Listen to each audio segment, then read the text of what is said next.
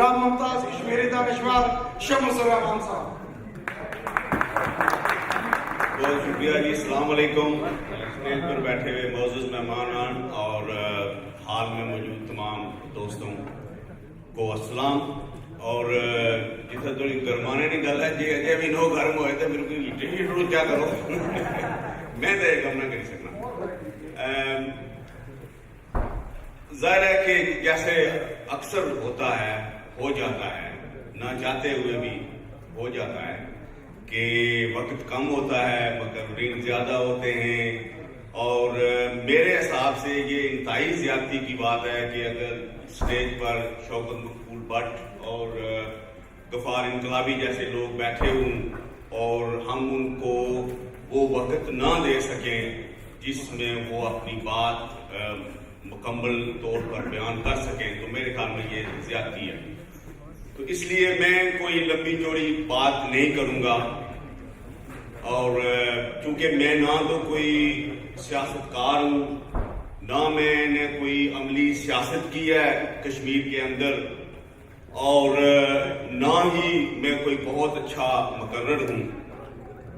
ایک چھوٹا سا طالب علم ہوں کشمیر کی خود مختاری کی سیاست کا. اس کو سمجھنے کی کوشش کر رہا ہوں 11 فروری 1984 کے دن سے. وہ پہلا دن تھا جب میں خود مختار کشمیر سے متعلقہ کسی سرگرمی میں شریک ہونے کے لیے گیا. اس سے پہلے میری جو پرورش تھی میری جو فکری جو بھی معمولی سی جو سمجھ تھی وہ نظریہ علاقے پاکستان کے سائے میں بھی ہی پروان چڑھی تھی. جماعت اسلامی اور مسلم کانفرنس کے ایک جو سنگم ہوتا ہے میرے گھر کا ماحول جو تھا وہ والا تھا. اس دن میں جب گیا کراچی یونیورسٹی میں ہم ہوتے تھے پہلے بھی شاید میں نے کہیں یہ واقعہ بیان کیا تھا مختصر سا. تو وہاں پر میں اتفاقاً گیا جب 10 فروری کو کی شام کو پتہ چلا کہ کل مقبول بٹ کو پھانسی دے دی جائے گی. تو اس وقت میری جو معلومات تھی مقبول بٹ کے بارے میں وہ صرف اتنی تھی کہ وہ کوئی انڈیا کا ایجنٹ ہے اور انڈیا نے ان کو جو ہے نا وہ پکڑا ہوا ہے اور مطلب پاکستان کا مخالف ہے. اس طرح کی میری جو سمجھ تھی ایمانداری کی بات.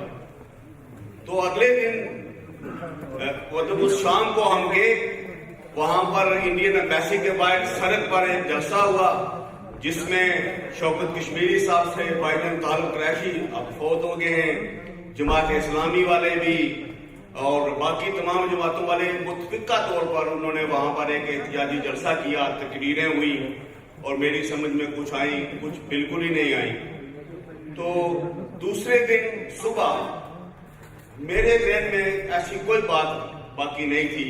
میں بھول بھال گیا تھا کہ شام کو رات کو کیا ہوا. میں یونیورسٹی کی طرف جا رہا تھا تو دیکھا کہ یونیورسٹی کے اس بڑے گراؤنڈ کے بیچ میں گاڑیاں کھڑی ہیں اور کچھ لوگ کھڑے ہیں اور نعرے لگا رہے ہیں. تب مجھے کلک ہوا کہ ہاں آج مقبول بٹ کو پھانسی ہوا. اور یہ جو سوچ تھی یہ کسی جذبات سے آ رہی تھی اور میرے ذہن میں اپنے اس دن جو میں نے کام کرنے تھے وہی حاوی تھے. اور میں جب وہاں گیا جہاں تمام کشمیری اور وہاں پر باقی یونیورسٹی میں جو پاکستانی اور کچھ فلسطینی بھی شاید تھے وہ وہاں کھڑے تھے نعرے لگا رہے تھے. تو میں تو اپنے ایک دوست سے کہا میں نے کہا یار چلنا ہے اسٹیشن پہ ٹکٹ لینا ہے گھر جانا ہے. تو اس نے کہا یار یہ سبھی لوگ جا رہے ہیں مظاہرے میں تو تم بھی چلو.